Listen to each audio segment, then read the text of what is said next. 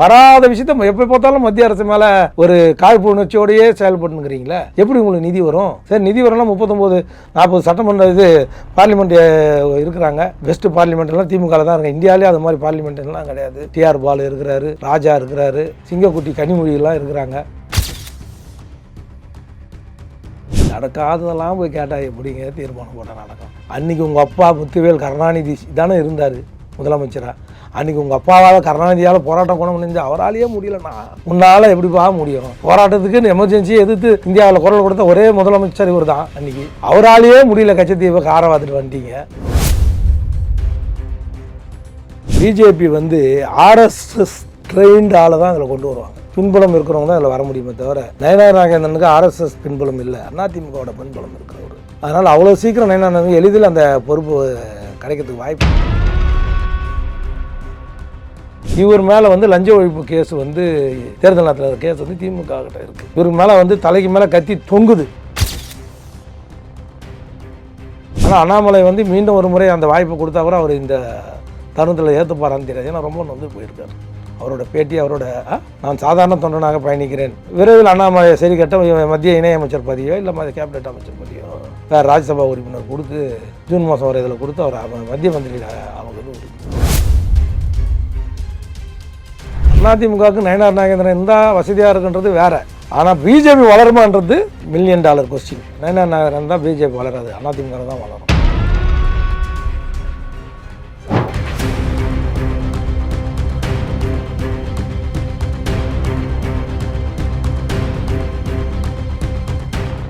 நண்பர்கள், நேயர்களுக்கு வணக்கம். பல்வேறு முக்கியமான தகவல்களை பகிர்ந்து கொள்ள நம்மோடு இணைந்திருப்பவர் அதிமுகவுடைய முன்னாள் நிர்வாகி ஆவின் வைத்தியநாதன் அவர்கள். வணக்கம் சார். வணக்கங்க. இப்போ தமிழக முதலமைச்சர் மு.க. ஸ்டாலின் அவர்கள் பிரதமர் மோடி அவர்களுக்கு ஒரு கடிதம் எழுதியிருக்காங்க. என்ன அப்படின்னா, இந்த டீலிமிட்டேஷன் விவகாரம் தொடர்பாக சென்னையில் ஒரு 8 மாநிலத்தை சேர்ந்த கட்சிகளோடு நடத்தின தீர்மானத்தை நேரில் சென்று கொடுப்பதற்கு பிரதமர் அப்பாயின்மெண்ட் கொடுக்கணும் அப்படின்னு சொல்லி ஒரு கடிதம் எழுதியிருக்காங்க. விரைவில் கொடுப்பார் பிரதமர்.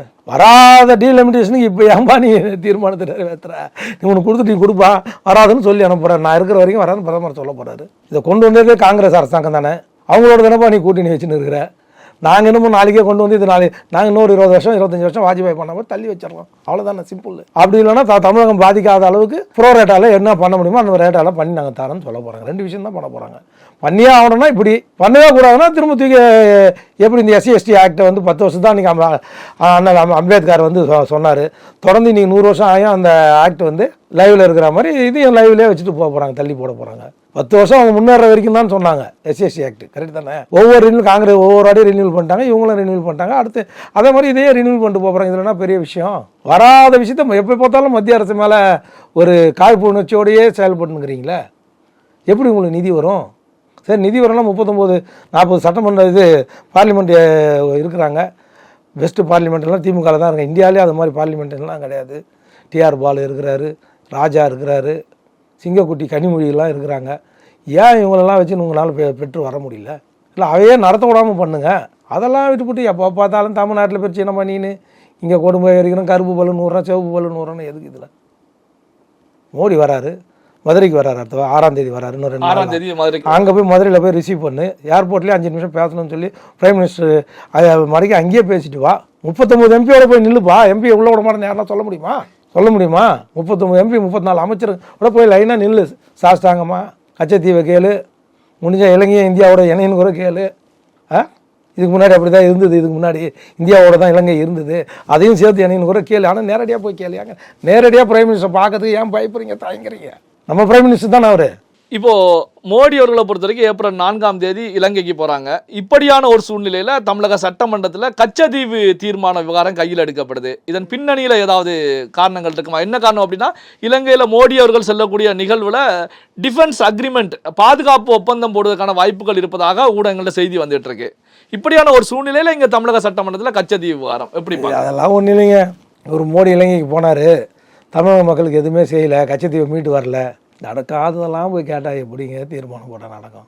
அன்றைக்கி உங்கள் அப்பா முத்துவேல் கருணாநிதி தானே இருந்தார் முதலமைச்சராக. அன்றைக்கி உங்கள் அப்பாவால் கருணாநிதியால் போராட்டம் கொண்டு முடிஞ்சு அவராலேயே முடியலண்ணா, உன்னால் எப்படிப்பா முடியும்? போராட்டத்துக்குன்னு எமர்ஜென்சியை எதிர்த்து இந்தியாவில் குரல் கொடுத்த ஒரே முதலமைச்சர் இவர் தான் அன்றைக்கி. அவராலேயே முடியல கச்சத்தீவை காரை பார்த்துட்டு வந்துட்டீங்க, காவேரியை தாரை பார்த்துட்டு வந்துட்டீங்க, முல்லை பெரியாரை தாரை பார்த்துட்டு வந்துட்டீங்க. இந்திரா காந்தி அம்மா ஒரு சர்க்காரியா கமிஷன் போட்டு அந்த ஒரு சர்க்காரியா கமிஷனுக்கோசம் உங்கள் மேலே இந்த தமிழ்நாட்டையே தாரை பார்த்துட்டு வந்துட்டீங்க. தாரை பார்த்துட்டு இப்போ வந்து எனக்கு வாங்கி கொடுன்னு செருப்புல தலைமை நாங்கள் கொடுத்துட்டோம், நீ வாங்கி கொடுனா மோடி போனோன்னு கையில் எடுத்து கொடுத்துருவானா? சொல்லுங்கள், மோடி போனோன்னு கையில் எடுத்து கொடுத்துருவானா? அந்த கட்சியில் பேசி பார்க்கலாம். மீனவர்களை ஹராஸ் பண்ணாமல் பார்த்துங்க. இப்படிலாம் பண்ணிங்கன்னா திரும்ப நாங்கள் மிச்சம் கட்சித்தீவை கேட்க வேண்டியது வரும். தமிழ்நாட்டிலேருந்து தீர்மானம் நிறைவேற்றிருக்காங்கன்னு சொல்லி அது ஒரு டூலாக பயன்படுத்தலாம் மோடி நினச்சா. ஜெய்சங்கர் தமிழ்நாட்டுக்காரர் தான். இதில் என்னென்னா பிரைம் மினிஸ்டர் கீழே இருக்கிற ஃபைனான்ஸ் மினிஸ்டர் நம்ம ஊருக்காரம்மா, வெளியுறவுத்துறை அமைச்சர் நம்ம ஊருக்கார் ஜெய்சங்கர், எல்லாம் மண்ணின் மைந்தனுங்க. வாய்ப்பு தான் இவங்க பண்ணாதான் நீ பண்ணிட்டு போகிற, நீங்கள் இருந்து ஒரு தீர்மானத்தை ஏற்றி அமைச்சிட்டாங்க வந்துருமா? இப்போ மோடி அவர்கள் வந்து இலங்கை பயணத்தை முடிச்சுட்டு 2 நாள் பயணத்தை முடிச்சுட்டு ஏப்ரல் 6ஆம் தேதி தமிழகம் வர்றாங்க. தேர்தலில் வெற்றி பெற்ற பிறகு முதன்முறையாக தமிழக பயணம், மோடி அவர்களுக்கு தமிழக பயணம் அமைகிறது. மதுரை விமான நிலையத்தில் வச்சு OPS EPS 2 பேரும் ஒரே நேரத்தில் பிரதமர் அவர்களை சந்திக்க போறார் அப்படின்னு ஒரு செய்திகள் வந்துட்டு இருக்கு. அதுக்கான வாய்ப்புகள் ஏற்கனவே அவர் என்ன சொல்லிட்டு போனார், 2 பேரும் ஒத்துமை வந்தால் தான் அப்பாயின்மெண்ட் தான் போனார். கடைசியாக இங்கே வந்து போகும்போது என்ன சொல்லிட்டு போனார்னு எனக்கு நினைவு இருக்குமா? ஏன்னா நீங்கள் 2 பேரும் ஒன்றா சேர்ந்து வந்தால் தான் உங்களை சந்திப்பேன் தெளிவாக சொல்லிட்டு போயினார் யார்? நரேந்திர மோடிஜி. அதனால 2 பேரும் ஒன்றா வந்தால் சந்திப்பார், தனித்தனியாக வந்தால் சந்திப்பு நடக்காது. வேறு சந்திப்புகள் ஏதாவது முக்கிய தலைவர்கள் சந்திப்புக்கான என்ன காரணம் அப்படின்னா தமிழக அரசியல் களம் இப்போ பரபரப்பாக இருந்துட்டு இருக்கு, தேர்தல் நெருங்கிட்டு இருக்கு. அப்போ பிரதமர் அவர்களை வேறு தலைவர்கள் சந்திப்பதற்கான ஒரு வாய்ப்புகள் இருக்குமா? வேறு எந்த தலைவரும் சந்திக்க மாட்டார். பிரதமர் வந்து இவங்க அழைப்பு கூட கொடுத்துருக்காங்க பாட்டாளி மக்கள் கட்சியில் சித்ரா திருவிழா மகாபலிபுரத்துக்கு வர சொல்லி. அது வருவதாக உறுதியளித்ததாக தகவல் சொல்கிறாங்க. அப்படி வந்தால் அது மிகப்பெரிய மாநாடு மாதிரி அது ஏற்கனவே சிறப்பாக இருக்கும். பிரைம் மினிஸ்டர் வந்தால் இன்னும் கொஞ்சம் மேலும் சிறப்பாக இருக்கும். மிகப்பெரிய எழுச்சியே பாமகக்கு அது இருக்கும். அதே மாதிரி பிஜேபிக்கு கூட்டணியில் இருக்கிறதுனால அவங்க கூட்டணி தலைவரை கூப்பிட்றதுல தப்பு எதுவும் இல்லை. அவரும் அம்மா ஜெயலலிதா அம்மாவும் அதில் கலந்துருக்காங்க. ஏற்கனவே அந்த சமுதாயம் இல்லைன்னா கூட கலந்துருக்காங்க. அது வந்து மிகவும் பிற்படுத்தப்பட்ட சமுதாயத்தை சேர்ந்தவங்களுக்கு மிகப்பெரிய உற்சாகத்தையும் ஊக்கத்தையும் தரும் நம்புகிறோம்.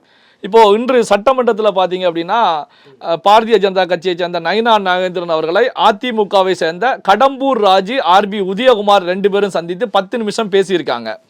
இந்த சந்திப்பு குறித்து செய்திகள் வெளிவரும்போது அதிமுகவை பொறுத்த வரைக்கும் தமிழக பாஜகவுடைய தலைவராக நயினா நாகேந்திரனை கொண்டு வரணும், ஏற்கனவே அதிமுகவில் இருந்தவர், அதிமுக கூட அண்டர்ஸ்டிங்காக செல்லக்கூடியவர் அப்படிங்கிற நிலையில காய்களை நகர்த்திக்கிட்டு இருக்காங்க அப்படிங்கிற செய்திகள் வந்துகிட்டு இருக்கு. இந்த சந்திப்பு உண்மைதானா? அதிமுக எண்ணம் இதுதானா? பிஜேபி வந்து RSS ட்ரெயின்டு ஆளை தான் அதில் கொண்டு வருவாங்க. பின்புலம் இருக்கிறவங்க தான் அதில் வர முடியுமே தவிர நயனா நாகேந்திரனுக்கு RSS பின்புலம் இல்லை, அதிமுகவோட பின்புலம் இருக்கிறவர். அதனால் அவ்வளோ சீக்கிரம் நயனா நாகேந்திரன் எளிதில் அந்த பொறுப்பு கிடைக்கிறதுக்கு வாய்ப்பு என்னுடைய கணிப்பு பிரகாரம் ரொம்ப குறைவு. அதுவும் இல்லாமல் நேற்று சட்டமன்றத்தில் வந்து அளவுக்கு மீறி திமுகவை வந்து புகழ்ந்தார். நேற்று வரைக்கும் இருந்தார். திமுக வாய்க்கு அன்புடன் கேட்டுக்கொள்கிறேன், நான் பாராட்டுகிறேன், நன்றி தெரிவிக்கிறேன். முதலமைச்சருக்கு கிட்டத்தட்ட அவர் பேசின 5-10 நிமிடத்தில் முதலமைச்சருக்கு நன்றி தெரிவித்ததே முதலமைச்சருக்கும் அந்த இலாக்கா மந்திரிக்கும். அதில் வேறு எனக்கு நன்றி தெரிவிக்கணும் சேகர்பாபு அண்ணன் கோச்சிக்கினார் இந்த அறநிலையத்துறை அமைச்சர். உடனே அதுக்கு திரும்ப வந்து நான் அவருக்கு முதலமைச்சருக்கு நன்றி தெரிவித்தா மந்திரிக்கும் நன்றி தெரிவித்ததாக தான் அர்த்தம். இருந்தாலும் ஒரு முறை அவருக்கும் சேர்த்து நான் நன்றியை தெரிவிச்சுக்கிறேன், பாராட்டுதலை தெரிவிச்சுக்கிறேன்னு அவர் சொன்னபோது டெல்லி பாஜக கொஞ்சம் ஜர்க்காச்சு. ஏன்னா இவர் மேலே வந்து லஞ்ச ஒழிப்பு கேஸ் வந்து தேர்தல் நேரத்தில் கேஸ் வந்து திமுக கிட்ட இருக்குது. இவருக்கு மேலே வந்து தலைக்கு மேலே கத்தி தொங்குது. யாருக்கு? நயனா நாகேந்திரன் ஜெய்கி. அவர்கிட்ட கொடுத்தா திமுகவோட அண்டர்ஸ்டாண்டிங்கில் தான் இருக்கிறாரு.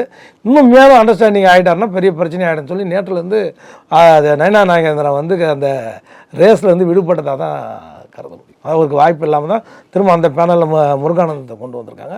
அவர் மேலேயும் நிறைய வழக்குகள், குற்ற வழக்குகள், பின்னணி வழக்குகள் எல்லாம் நிலுவையில் இருக்கிறதுனால இன்னும் அது சரியாகலை. 8ஆம் தேதி 9ஆம் தேதிக்குள்ளே அது சரியாயிடும் யாருன்றது. ஆனால் அண்ணாமலை வந்து மீண்டும் ஒரு முறை அந்த வாய்ப்பு கொடுத்தா கூட அவர் இந்த தருணத்தில் ஏற்றுப்பாரான்னு தெரியாது. ஏன்னா ரொம்ப வந்து போயிருக்கார். அவரோட பேட்டி, அவரோட நான் சாதாரண தொண்டனாக பயணிக்கிறேன், விரைவில் அண்ணாமலை சரி கட்ட மத்திய இணையமைச்சர் பதவியோ இல்லை கேபினெட் அமைச்சர் பதவியோ வேறு ராஜ்யசபா உறுப்பினர் கொடுத்து ஜூன் மாதம் வரை இதில் கொடுத்து அவர் மத்திய மந்திரியில் ஆகுது உறுதி. இந்த கட்சி நல்ல திறன்பட வளர்த்துருக்கார். அவர் உழைப்பு வந்து அண்ணாமலைஜியோட உழைப்பு வந்து அளவுப்பாதியாக இருக்குது. அதிமுகவுக்கு நயனா நாகேந்திரன் இருந்தால் வசதியாக இருக்குன்றது வேறு.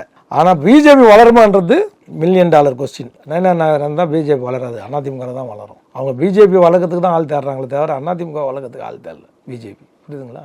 ஓகே சார், பல்வேறு முக்கியமான தகவல்களை நம்முடைய வாசகவுடன் பகிர்ந்து கொண்டதற்கு நன்றி சார். நன்றி, வணக்கம்.